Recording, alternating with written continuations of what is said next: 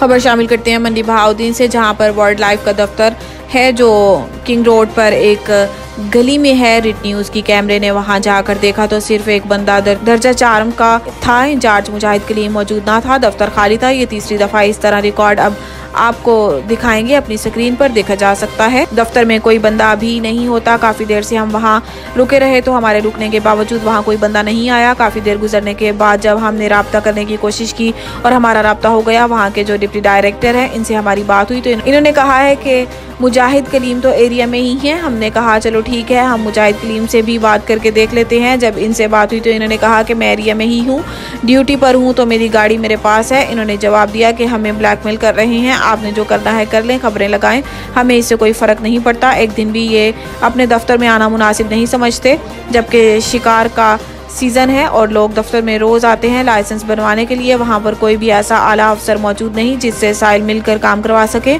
हम तो यहाँ अवामी शिकायत पर रिपोर्टिंग करने आए थे, जिससे आपके सामने पूरे ज़िला में यही हाल है। तो जिस दफ्तर में जाओ, किस्सा मीटिंग में अमला फील्ड में गया होता है, दफ्तर खाली, आवाम इंतज़ार कर करके थक जाती है। डीसी मंडी बहाउद्दीन ने जहाँ पर इतने अच्छे काम कर रही हैं, वहाँ पर अफसरान और अमले की ड्यूटी भी चेक किया करें और दफातर में हाजिरी पर हंगामी बुनियादों पर अमल करते हुए यकीनी बनाएं ताकि आवाम सुख का सांस ले सके।